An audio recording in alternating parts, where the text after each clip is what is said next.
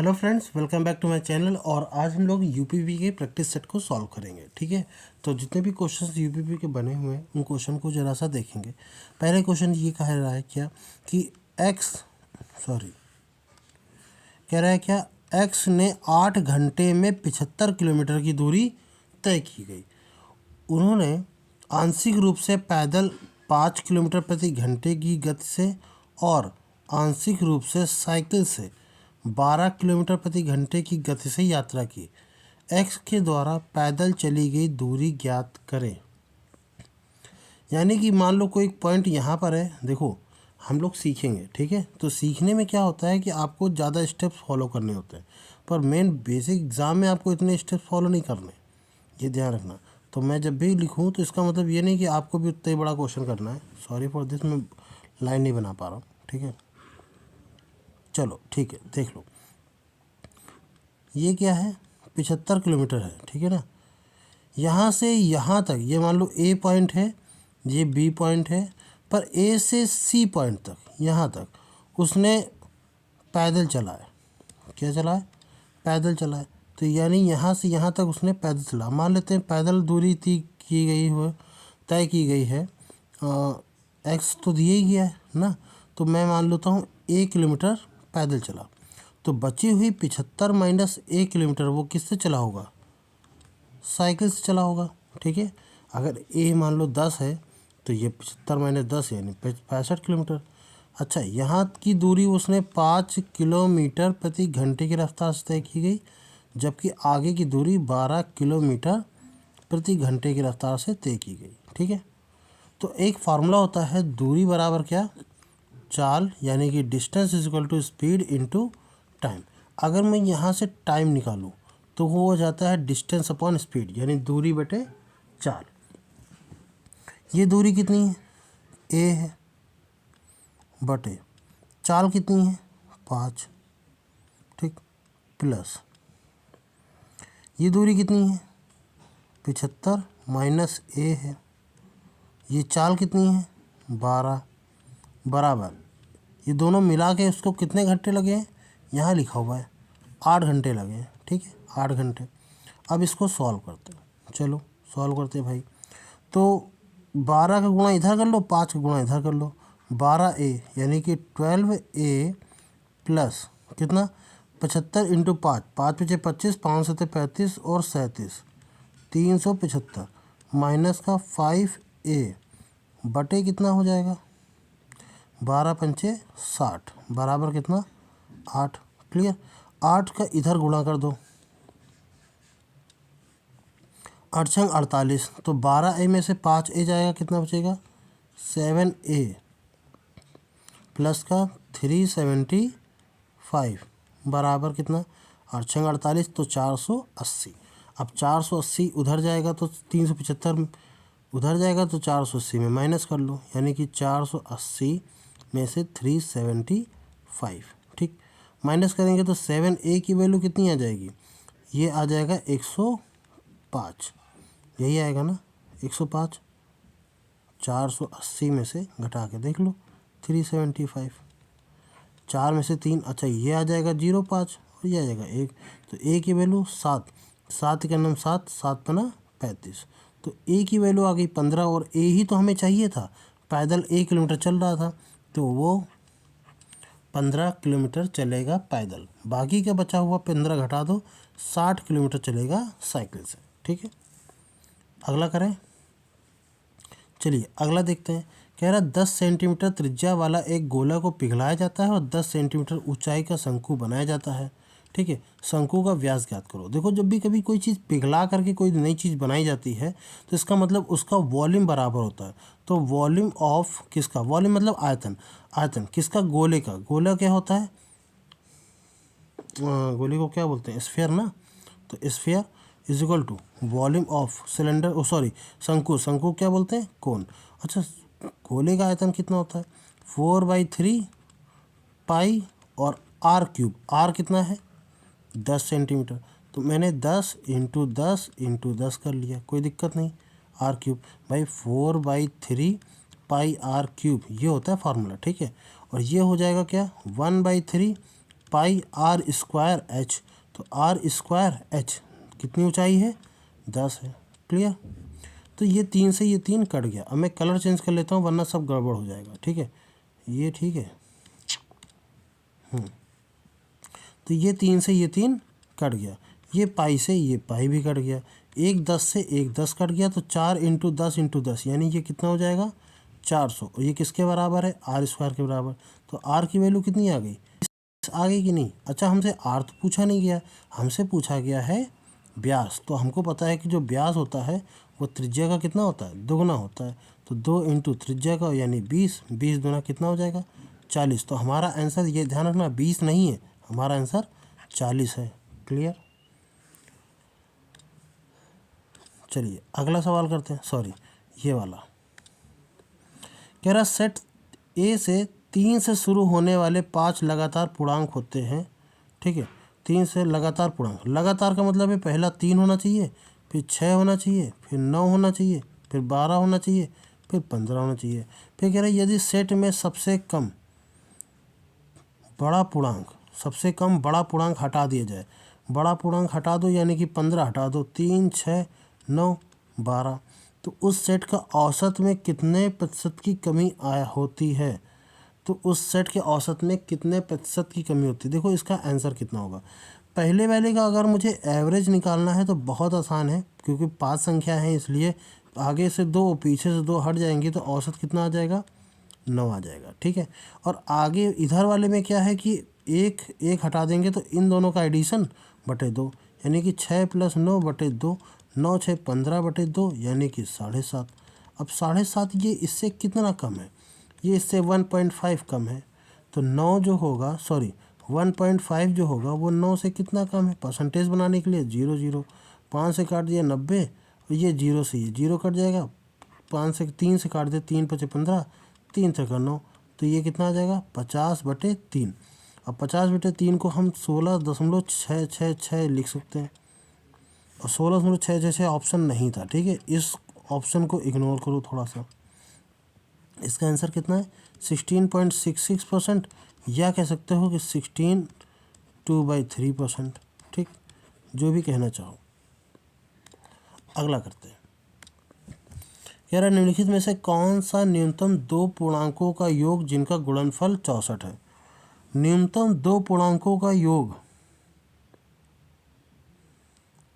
पूर्णांकों का योग जिनका गुणनफल कितना है, 64, यानी कि a इंटू बी बराबर कितना होना चाहिए, 64 होना चाहिए। न्यूनतम कम से कम कितना हो सकता है। अच्छा, a की वैल्यू अगर मैं 2 रख लूँ,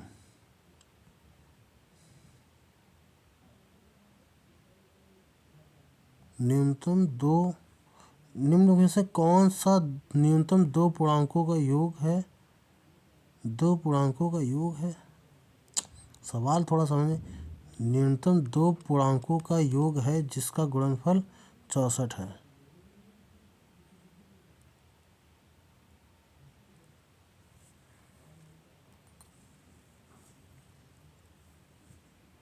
पता नहीं, मुझे तो लग रहा है 8 64 होना चाहिए क्या, डाउट में है, इसलिए इसको थोड़ा सा स्किप करेंगे। ठीक है, इस सवाल को हम स्किप करेंगे, या तो मैं समझ नहीं पा रहा हूँ, ये सवाल कुछ ना कुछ गड़बड़ है।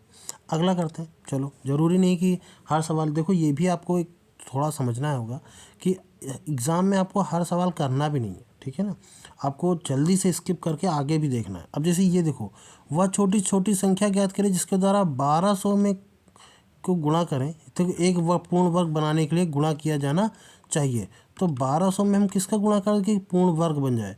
हमको पता है कि ये तो 100 का होता है, 1200, 100 तो 10 का होता है। ठीक है ना, 12 12 का 12, 12 दूनी 24, क्या 24 किसी का गुणनफल वो वर्गमूल है, नहीं है। 12 3 36, हाँ, तो इसका मतलब 3 का गुणा करें कितना हो जाएगा, 36 हो जाएगा। अब इसका अगर रूट लेंगे ना तो 36 का 6 होता है और 100 का 10 होता है, यानी कि 60 आंसर आ जाएगा। तो किस संख्या का गुणा करें, 3 का गुणा करें। तो हमारा ऑप्शन कौन सा सही है, ऑप्शन बी सही है। ठीक है, देखो बहुत 10 सेकंड में होने वाला सवाल। अगला देखो, अच्छा इसमें ये हटा देना। ठीक है, ये कुछ नहीं लिखा हुआ है। तो 64 किसका होता है, 8 का, और 73 और 8 कितना हो जाएगा 81। 81 का रूट कितना होता है 9। तो अगर हम इसमें 9 जोड़ देंगे तो 27 और 9 कितना हो जाएगा 36। और 36 का कितना होता है 6। 6 ठीक है। और 36 6 और 3 6 3 जोड़ देंगे कितना हो जाएगा रूट के अंदर 9। और 9 की वैल्यू कितनी होती है 3। ऑप्शन नंबर सी सही है। क्लियर हुआ। ठीक है, अगला करते हैं। अब हमसे कह रहा है कि x और y की वैल्यू ये है, तो x की वैल्यू देखो 4 रख लो, y की वैल्यू कितनी 5। तो देखो 4 के साथ a x की वैल्यू रख लिया और y की वैल्यू 5 के साथ a रख लिया। ठीक है, तो 7x plus 6y is equal to कितना 29। तो 7 इंटू एक्स की value 4a plus 6 into y की वैल्यू कितनी 5a बराबर कितना 29।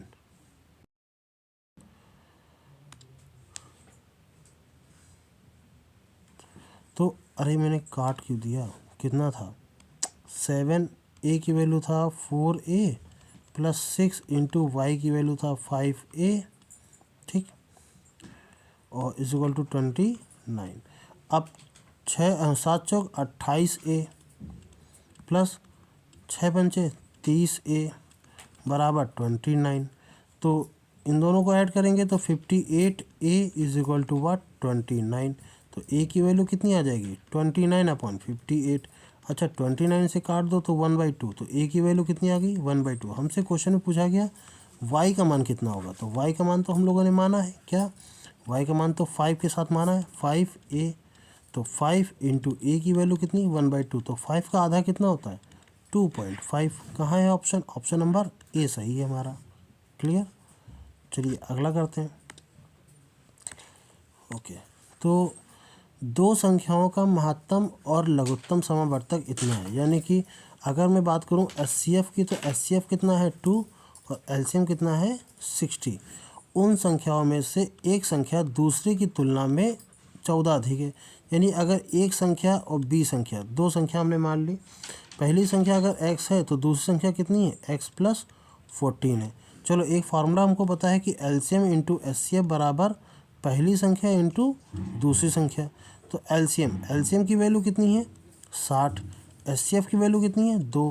पहली संख्या कितनी है x और दूसरी संख्या कितनी है x प्लस 14। तो अब देखो इसका आ जाएगा 120 बराबर x और x प्लस 14। एक चीज़ देखना ज़रा, यहाँ पर आ रहा है 0। एक तो तरीका क्या है कि आप इसको मल्टीप्लाई करो और इसको मल्टीप्लाई करके एक्स स्क्वायर प्लस का 14x और इधर माइनस का 120 बराबर 0। अब 120 के ऐसे टुकड़े जिसमें 14 आ जाए तो आप ऐसे कर सकते हो, ठीक है ना, वो भी घटा करके। तो अब या तो आप इस तरीके से करो, या एक बार थोड़ा सोचो, यहाँ पर कितना आ रहा है 0 आ रहा है। इसका मतलब इन दोनों में से कोई संख्या या तो 5 का मल्टीपल होगी या तो 10 का मल्टीपल होगी।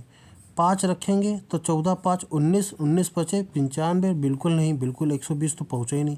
और 10 रखते ही यहाँ पर 24 आ जाएगा, यहाँ 10, 10 इंटू 24 240, वो ज़्यादा चला जाएगा। यानी ये संख्या ना 5 या 10 का मल्टीपल नहीं है। इसको 10 का मल्टीपल बनाने की कोशिश करो, 10 का तो बन ही नहीं पाएगा। तो इसमें आप क्या करो 20 का मल्टीपल बना लो। 14 में कितना जोड़ें कि 20 हो जाए, हमको लग रहा है 6 जोड़ने पड़े 20 हो जाएगा। तो 14 6 कितना 20, और ये आ जाएगा कितना 6। तो मैं इसको थोड़ा सा ऐसे करता हूँ, अगर मैं यहाँ x की वैल्यू 6 रख दूँ तो इसकी वैल्यू 20 आ जाएगी, इसकी वैल्यू 6 आ जाएगी, और 6 दूनी कितना होता है 12, 120। यस मैच हो रहा है। तो हमारी x की वैल्यू क्या होगी, छोटी संख्या क्या होगी, ये होगी 6, और बड़ी संख्या कितनी होगी, ये होगी 20। तो ऑप्शन नंबर सी सही है। क्लियर,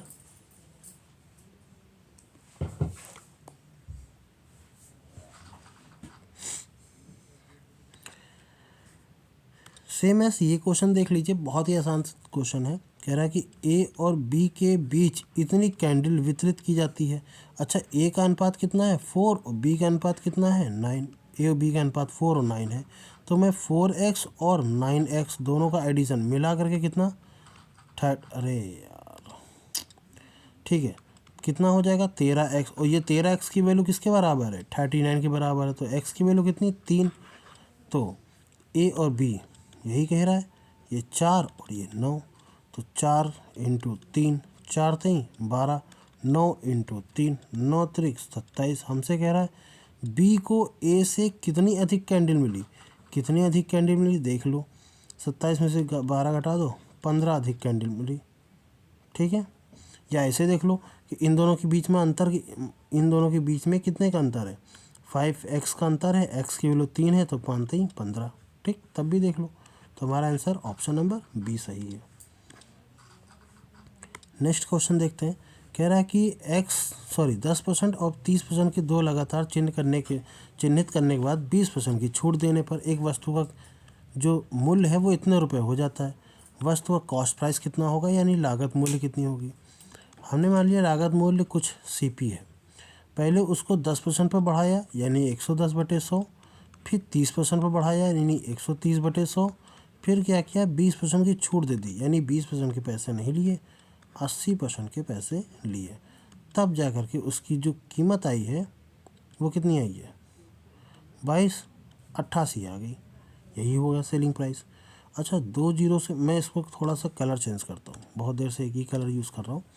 तो 2 जीरो से 2 जीरो कट गए, 1 जीरो से 1 जीरो और कट गया, 11 से इसको काट दें, 11 2 22, 11 8 88, 1 20 8, 13 से काट देते हैं, 13 से इसको काट देते हैं, कितना आ जाएगा, 13 1 13, 13 6 78, 16 आ गया।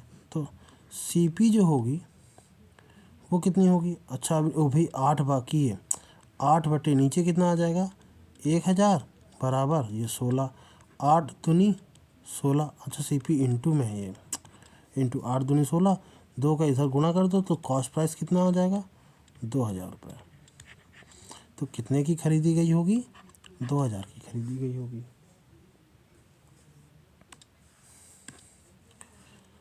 ओके, चलो। एक कपड़े के टुकड़े को 600 रुपये में ख़रीदा जाता है। सिलाई शुल्क 40 रुपये देने के बाद 12.5% का लाभ पाने के लिए इसको किस कीमत पर बेचा जाना चाहिए।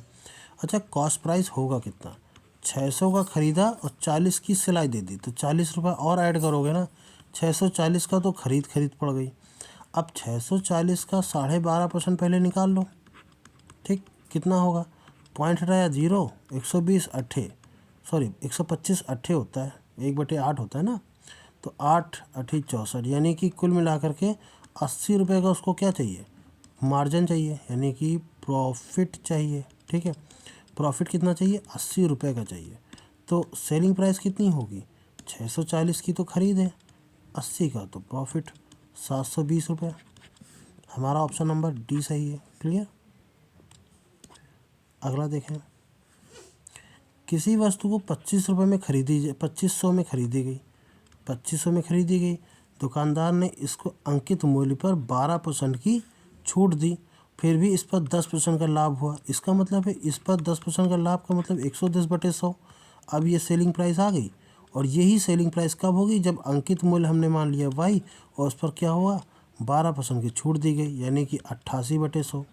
ठीक, अब ये सेलिंग प्राइस की मतलब ज़रूरत नहीं है, इन दोनों से ही हमको सॉल्व करना है और ये आपका अंकित मूल्य निकालना है। तो 1 जीरो से 1 जीरो कट गया, 1 जीरो से 1 जीरो कट गया, 11 से इसको काट दो, 11 अट्ठे 88। ठीक, अच्छा, अब इस 100 का मल्टीपल कर दो तो 25 और इसके आगे 3 जीरो बराबर 8y। तो 8 से देखो इसको 25 और 1000, 25,000 को 25 इंटू 1000 कर सकते हैं, बराबर 8 इंटू वाई। अब 8 से इस 1000 को काटेंगे तो कितना आ जाएगा 125, 125 का 25 से गुणा करना है, 125 पचे 625 और उसका भी 5 का गुणा करेंगे तो 3125, यानी कि 5 की पावर 5 है ये। ठीक, याद होगा तो फटाक से आएगा, अदरवाइज गुणा करना पड़ेगा। तो ऑप्शन नंबर ए सही है हमारा। नेक्स्ट करें। हमसे कह रहा है 4% प्रतिवार्षिक की साधारण ब्याज की प्रणाली के तहत कितने वर्ष में 1500 रुपये दुगने हो जाएंगे। 1500 दुगने हो जाने का 1500 दुगने हो जाने का मतलब ये है कि 1500 कितने हो जाए, 3000 हो जाए। इसका मतलब हमें रेट इंटरेस्ट भी कितना मिल जाए, 1500 मिल जाए, यानी कि हमें पूरा 100% इंटरेस्ट इंटरेस्ट रेट मिल जाए। 4% अभी है। साधारण ब्याज की दर से 100% बनाने के लिए क्या करेंगे? अरे 100% बनाने के लिए क्या करेंगे? 4 से भाग दे दो। कितने साल का वेट करना पड़ेगा? 25 साल का वेट करना पड़ेगा। हमारा ऑप्शन नंबर सी सही है। क्लियर।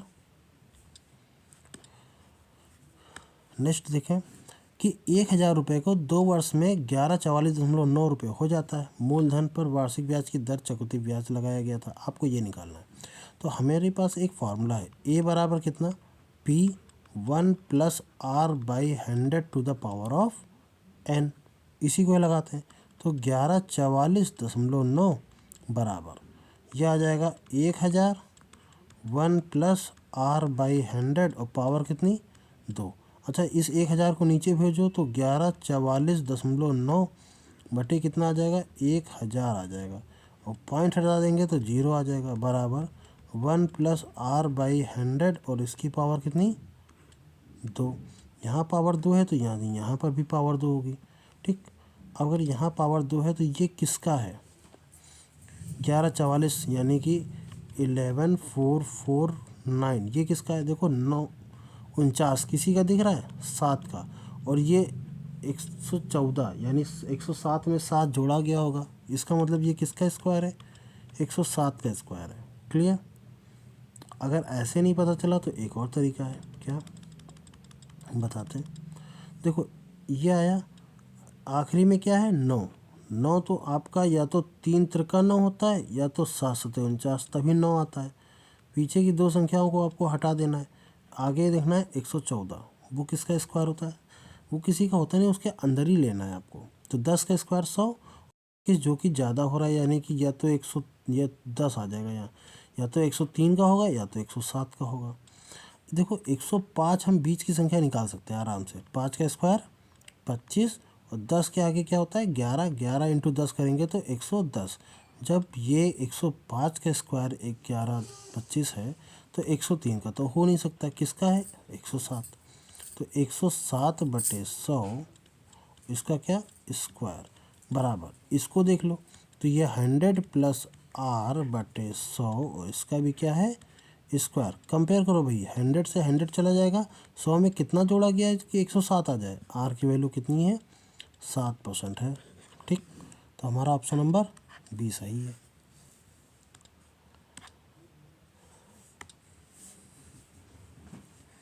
अब ये कह रहा है कि ABC के बीच में 1152 रुपये का नुकसान हुआ है, जिसमें ABC का जो पैसा है वो कुछ इस तरीके का है, 7:8:9 रेशियो में।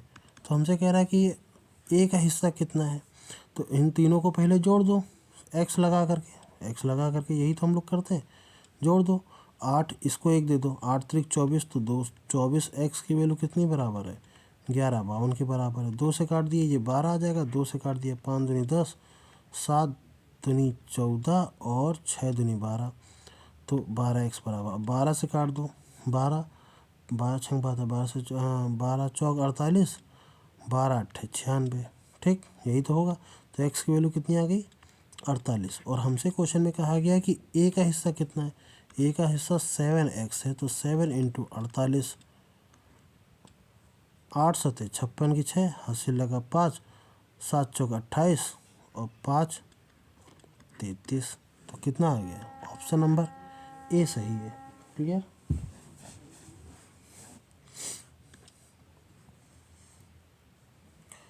चलिए, अच्छा इस क्वेश्चन को आप लोग होमवर्क के लिए करेंगे, ठीक है। ट्राई करना, इसका जो आंसर है वो आपको कमेंट बॉक्स में देना है।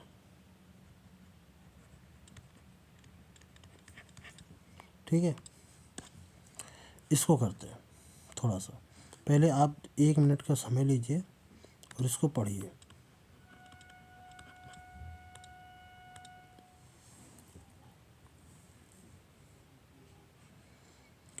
चलिए, आई होप सो आप लोगों ने पढ़ लिया होगा। ठीक है, वीडियो को पॉज करके और देखिए और समझिए इसको।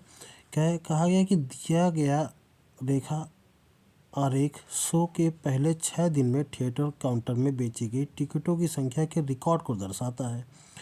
कितने दिन बेची गई टिकटों की संख्या पिछले दिन बेची गई टिकटों की संख्या से कम थी। तो हमें ये देखना है कि कितने दिन टिकट कम बिकी पिछले दिन की अपेक्षा।